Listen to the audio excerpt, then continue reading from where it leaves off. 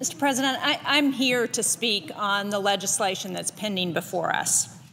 We all know that this country faces big challenges.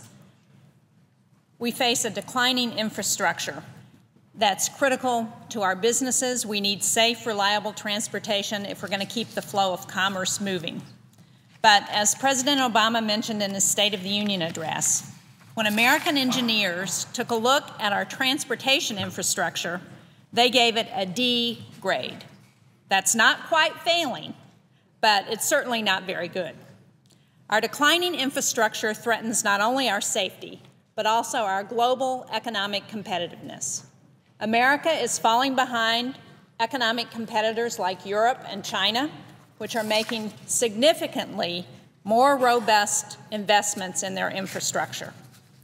In the United States, we currently spend about 2% of our GDP on infrastructure. That's a 50% decline since 1960. China and Europe, on the other hand, spend close to 9% for China and 5% for Europe of their GDP, respectively, on infrastructure. We need to make the kind of smart investments that will help keep America competitive. That's why I'm very glad that we're moving forward with this bipartisan FAA reauthorization bill. It's been almost 4 years since Congress passed an FAA bill. And in that time, our economic competitors have continued to invest in their 21st century aviation systems. Airports are critical to commerce and economic activity in all of our states. The major airport in my home state of New Hampshire, Manchester Airport, generates over $1.2 billion in economic activity every year. Much of that comes from out-of-state residents and foreign travelers. Without that airport, without that air infrastructure, we wouldn't be able to generate that kind of economic activity. The aviation industry in New Hampshire and across the country also provides good jobs for pilots, flight attendants, mechanics, air traffic controllers, and so many others. Manchester Airport alone provides over 1,900 jobs. The FAA legislation that's now before us will accomplish the long overdue task of upgrading one critical component of our aviation infrastructure, the air traffic control system. It will upgrade the system to an efficient 21st century system called NextGen.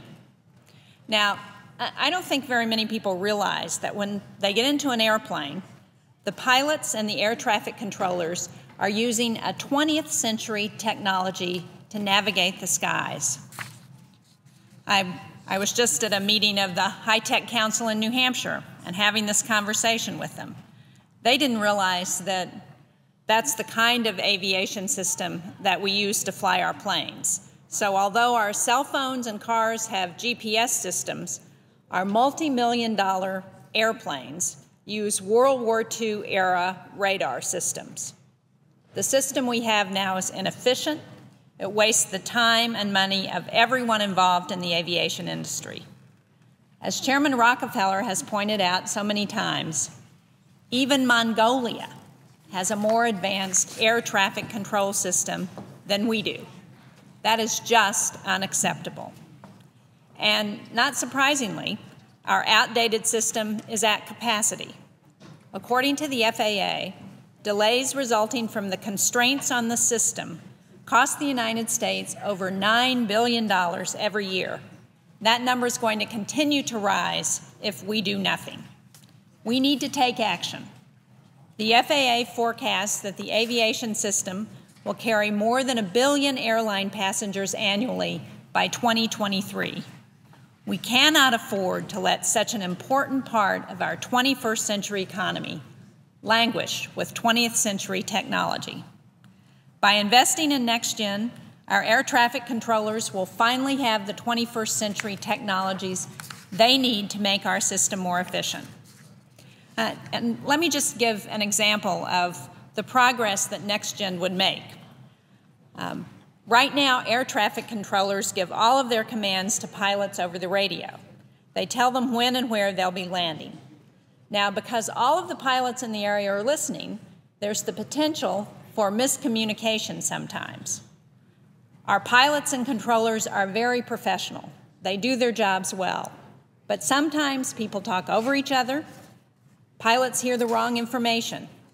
This system that we currently have wastes time, and it puts the flying public in jeopardy.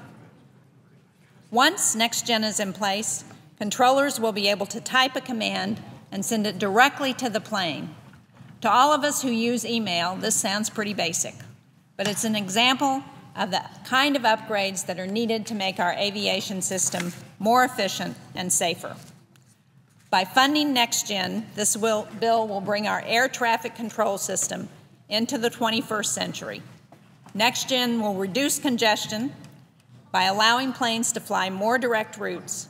It will conserve energy, and it will make flying safer for everyone. Now, of course, some flight delays are just unavoidable. We can't control the weather, as we all know. But when delays can't be avoided, we can make sure that airlines are treating their customers fairly. That's another critical component of this legislation. That's why this bill includes the Passenger's Bill of Rights. I co-sponsored the Passenger's Bill of Rights after a businesswoman from Bedford, New Hampshire, a woman named Jennifer Shaheen, told me her stories of being stuck on tarmacs for hours without access to food and water.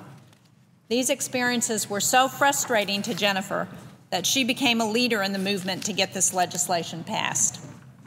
Unfortunately, her stories have been all too common in recent years.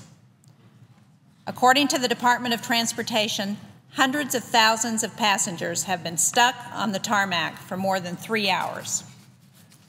This bill will codify protections put in place last year by the Department of Transportation, so we won't go back to the days when airlines left travelers on the tarmac. I want to commend Chairman Rockefeller and Ranking Member Hutchinson for producing a strong bill, and I look forward to being able to support this legislation with all of my colleagues and pass it very soon so we can upgrade our transportation system to compete with the rest of the world. Thank you, Mr. President. I yield the floor.